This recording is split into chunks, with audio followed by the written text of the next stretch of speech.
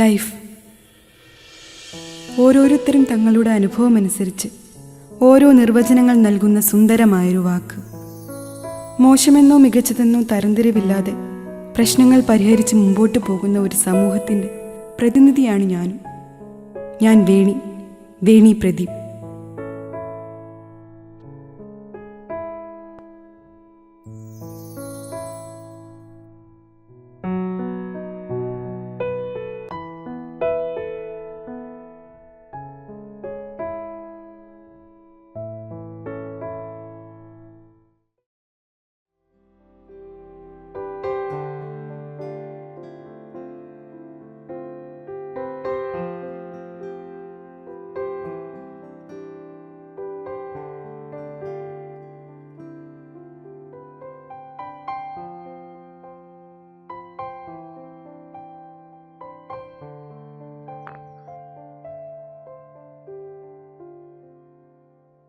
മോളെ ഇറങ്ങാം.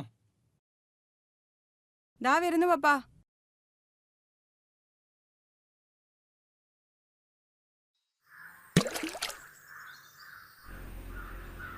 ഒന്ന് പെട്ടെന്ന് വാടാ. നിന്നോട് ഞാൻ അപ്പോഴേ പറഞ്ഞല്ല മുകളിലത്തെ സ്റ്റോപ്പിൽ നിന്ന് വണ്ടി കയറിയാൽ മതി. ഓ, അവൻ്റെ ഒരു മുകളിലത്തെ സ്റ്റോപ്പ്. എൻ്റെ പൊന്നളി എന്തെങ്കിലും ഈ കാര്യത്തിൽ തീരുമാനം ഉണ്ടാക്കണം. എനിക്ക് 2 കിലോമീറ്റർ നടന്നു വരാം. നീ ഒന്ന് വാ.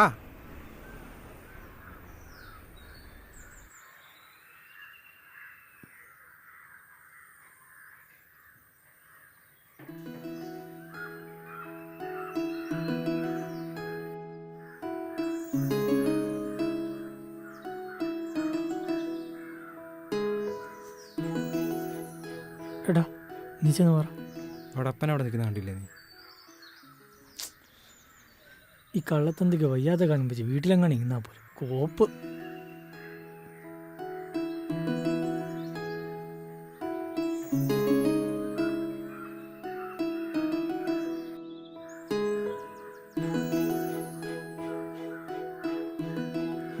അടുത്തതും വരുന്നുണ്ട്. മച്ചാനെ, ബ്രോസ് യു മിസ് പോയോ? എനിക്കൊന്നും അറിയാൻ പറ്റില്ല. അല്ല, നിങ്ങളെന്താണ് ഈ ബസ് സ്റ്റോപ്പിൽ, മോളത്തെ ബസ് സ്റ്റോപ്പിൽ വണ്ടി എടുത്തില്ല? എൻ്റെ പൊന്നളി ആ മുതലിനെ കണ്ടു. 2 മാസമായിട്ട് പുറം നടക്കുക. എൻ്റെ അളിയ ഇത്ര നാളായിട്ടൊന്ന് പ്രപ്പോസ് ചെയ്യാൻ പോലും പറ്റിയിട്ടില്ല. എപ്പോൾ നോക്കിയാലും ആ കള്ളത്തന്ത കൂടെയുണ്ട്. എടാ, അതാ പ്രദീപിന്റെ മോളല്ലേ? അതെ. അടിപൊളി. എടാ, നീയൊക്കെ പൊട്ടന്മാരാണോ അതങ്ങനെ അഭിനയിക്കുന്നതാണോ? എന്താ അളിയാ കാര്യം പറ. എടാ, അയാൾ മറ്റേതാടാ, ഗേ. ഗേയോ? എടാ, ഈ ഹോമോ എന്ന് കേട്ടിട്ടേ, ഹോമോസെക്ഷൽ. അത് തന്നെ. ഈ മുംബൈ പോലീസ് അത് തന്നെ. ഇവനെ കിട്ടിയ ഒരാഴ്ചത്തേക്കുള്ളുണ്ട്. ദൈവമേ, എങ്കിൽ ഞാൻ വിട്ടു. എൻ്റെ പൊന്നളിയാ നിന്നെ കണ്ടത് നന്നായി.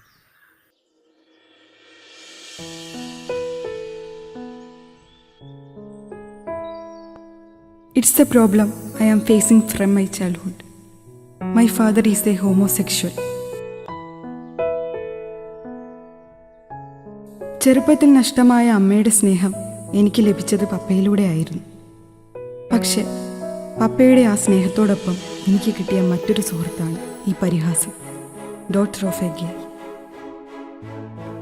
ഈ പ്രശ്നം എന്നെ വേട്ടയാടിയിട്ടേ ഉള്ളൂ, അന്നും ഇന്നും എന്നും.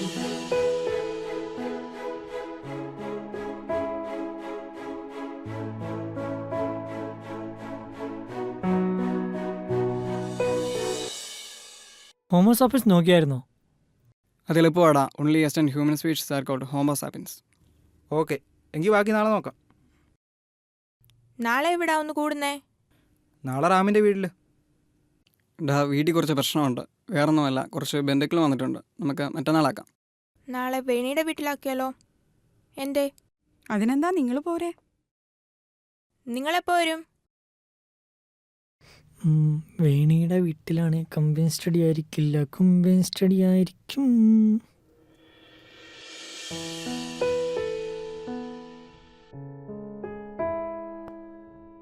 അവർ എന്തുകൊണ്ടാണ് അങ്ങനെ പറഞ്ഞതെന്ന് എനിക്കറിയാം. But how can I blame dum? സമൂഹത്തിൽ ഭൂരിഭാഗം ആളുകളും തെറ്റായി കാണുന്നു, നെറ്റിച്ചുളിച്ച് മാത്രം അഭിമുഖീകരിക്കുന്ന ഒരു ചിന്ത. അതിനെ വൈകല്യമായി കണ്ട് അറപ്പോടെ നോക്കിക്കാണുന്ന ഒരു കൂട്ടർ. അവർക്ക് ഞാനെന്നും ഒരു പരിഹാസ കഥാപാത്രമായിരുന്നു. ചിലപ്പോൾ ചിലരുടെ ജീവിതം അങ്ങനെ വേണമെന്ന് നിശ്ചയിച്ചിട്ടുണ്ടാവും. പക്ഷേ എന്നത്തെയും ദിവസം പോലെ നാളെയുടെ പരിഹാസത്തെ ഓർത്ത് ഇന്നത്തെ ദിവസവും കടന്നു പോകരുത് എന്ന് ഞാൻ ആഗ്രഹിച്ചിരുന്നു. അതുകൊണ്ടാണ് ഞാൻ പപ്പയോട് ഇക്കാര്യം സംസാരിക്കാൻ തീരുമാനിച്ചത്.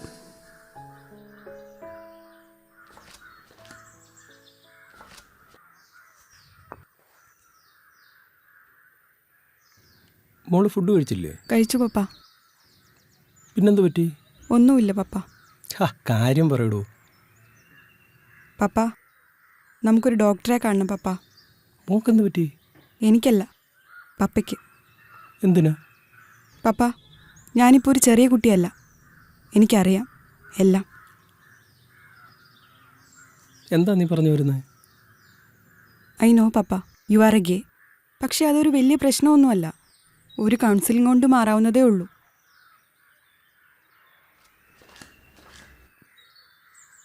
പപ്പ, ഞാൻ പറയുന്ന ഒന്ന് കേക്ക്. ഈ പരിഹാസവും കളിയാക്കലും കേട്ട് ഞാൻ മടുത്തു. അതുകൊണ്ടായി പറയുന്നേ.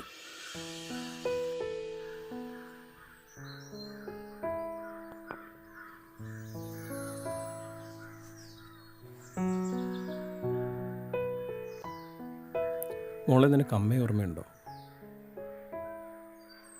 ശിവാസജ്യം.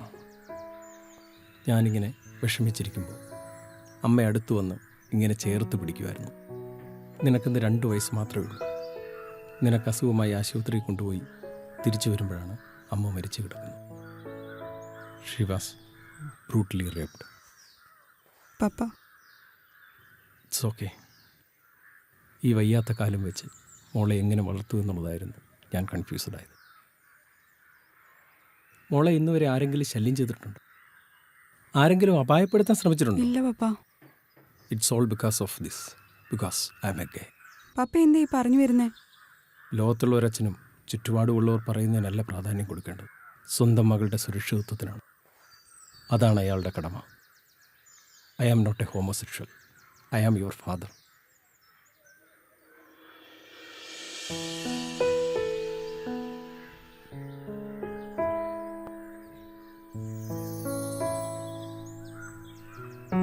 ആസ് ഐ സെഡ്, ചിലപ്പോൾ ജീവിതം ഇങ്ങനെയാവും. മോശമെന്ന് കരുതി നാം വിഷമിക്കുന്ന പല കാര്യങ്ങൾക്കും മറ്റൊരു നല്ല വശമുണ്ടാകും. പപ്പ പറയുന്നത് പോലെ. That's why it's called life.